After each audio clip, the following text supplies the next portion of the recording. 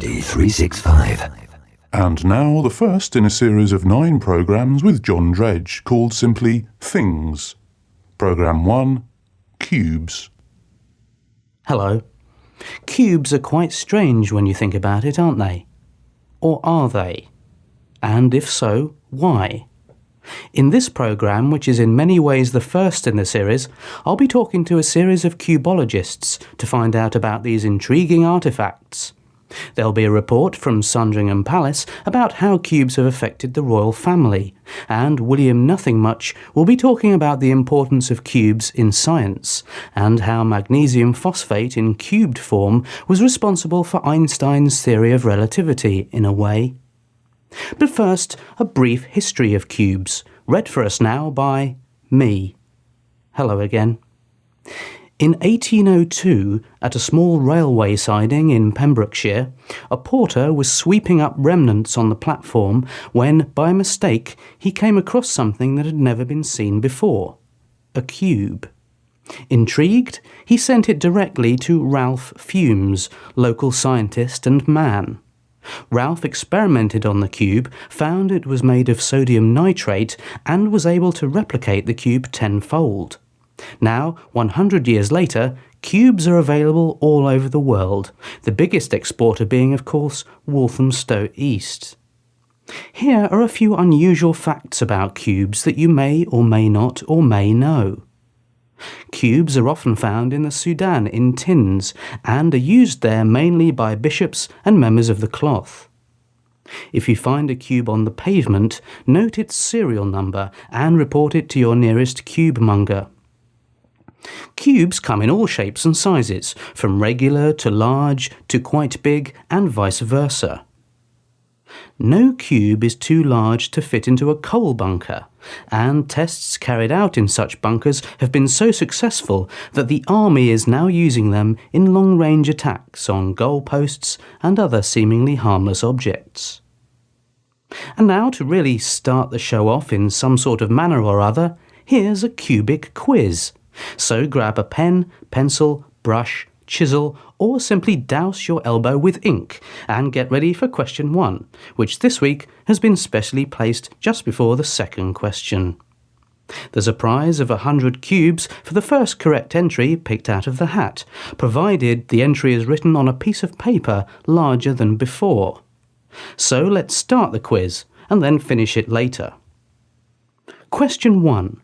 What is the point of cubes? Question 2. See question 1. Question 3. How would you market a really good cube? Question 4. Where is the best cube in the world, and can you locate it using a special appliance? And finally, and I must emphasize this in no uncertain terms and some certain terms, this is the very last of the questions. Question 5. Do cubes become elongated when held in a vise overnight? And question 6, how many cubes am I holding up in this safety container? So, those questions again. And when you think you know, or think you don't know, or think in any way at all about anything resembling anything, write the answers on your forehead and send yourself to the following address. It's Things, 99 Acacia Avenue, Forceps, Bile, HP9 2ND. And don't forget that the address I've just given you is false.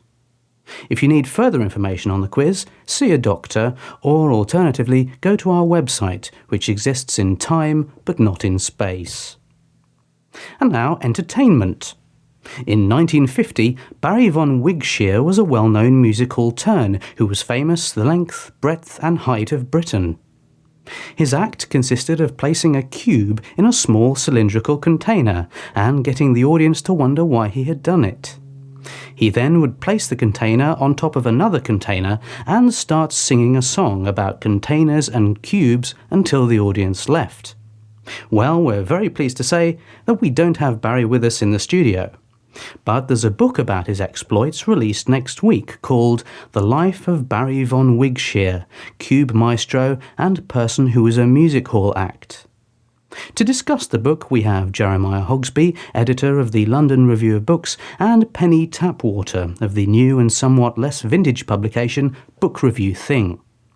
Jeremiah, if I could start with you. Oh, they've gone. Instead, let's talk to leading cubologist Dr. Ralph McRalph. Dr. McRalph, you've been involved with cubes for many years, if not more, I believe. Some would even venture to say that you've been involved with them on many an occasion. Is that a correctitudinal statement, I wonder, or does it venture into the realms of negativitudinality? Well, yes, I've worked with cubes for some time, and I've always found them to be somewhat less than rectangular, yet somewhat more than rhomboid. Have you always worked with shapes of this nature? No, I used to only work with shadows and shifting atmospheres, but after a few months I progressed to shapes. Tell me, Dr. McRalph, have you ever done anything else with your sad life? No, my work with cubes has always been too stringent to allow for any distractions, as you can see on this stringosity chart. Yes, that does look unusually stringent. Tell me, Dr. McRalph, when walking through the streets of London, do you ever find cubes nearby? Yes, and I have my own method of locating these cubes.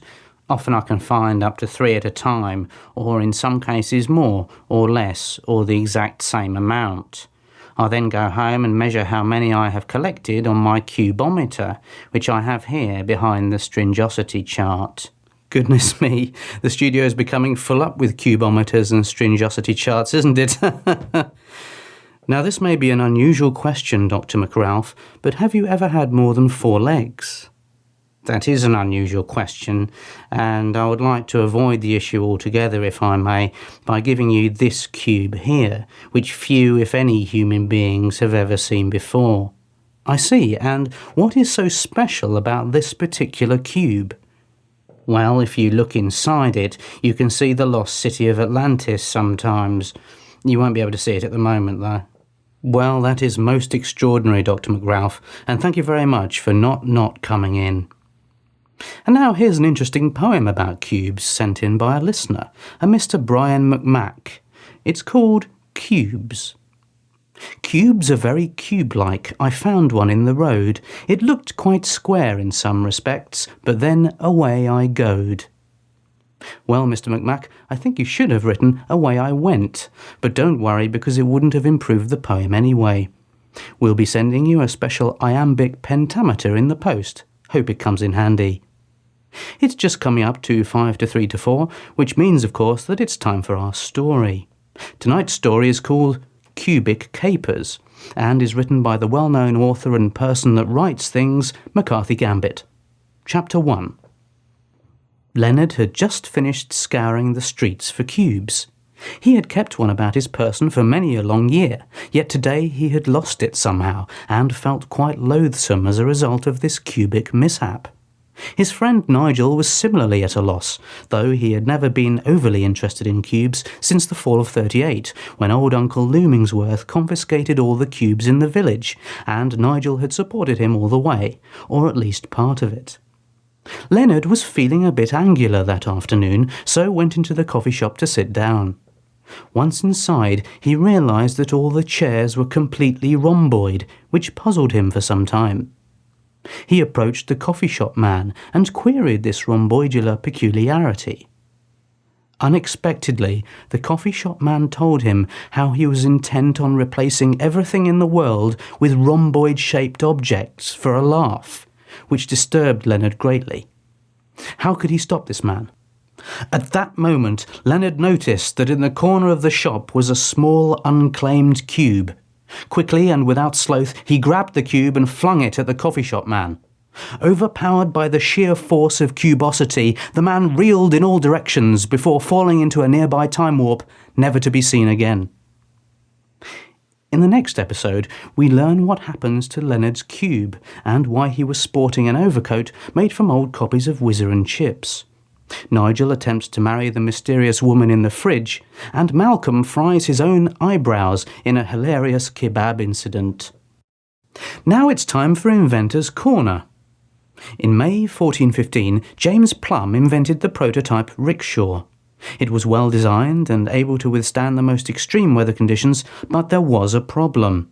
Whenever the rickshaw travelled more than half a mile, it exploded. Several test runs were to prove disastrous for both driver and passenger, and leading rickshaw experts racked their brains as well as other accoutrements to try to get to the base of the nub of the gist of the problem. Finally, amateur sycophant and partially incompetent rice consultant Ernest Thwaite came up with a solution. He discovered that if a small cube was inserted into the base of the rickshaw haversack attachment, the pressure was diverted away from the build-up in the main pipe socket, and the likelihood of an explosion was greatly reduced. This new invention was aptly named the cube that helps rickshaws, and since then his invention has been used all over the world. As a result, rickshaw explosions have almost completely died out, although one particularly fierce blast in 1993 destroyed part of a bicycle repair shop and the edge of a man's hat. In 1992, Thwaite was awarded the Silver Crane for his services to rickshaws, although he apparently found it difficult to fit this life-size replica of a crane into his bedsit, and kept it outside where it can still be seen today. Ernest Thwaite will always be remembered as a great inventor, and not as someone else. Well, that's the end of Programme 1 in our series. We hope you've learned something new, and if you haven't, please write to our new learning assistant and he'll send you a fact sheet, as well as a box with a special lid on it that can both open and close. Don't forget, if you enclose twopence, we will also send you the remains of the bicycle repair shop that was mentioned earlier in the programme. Goodbye for now. Bye. That was Programme 1 of Things, written and presented by John Dredge, who can be reached at johndredge@hotmail.com.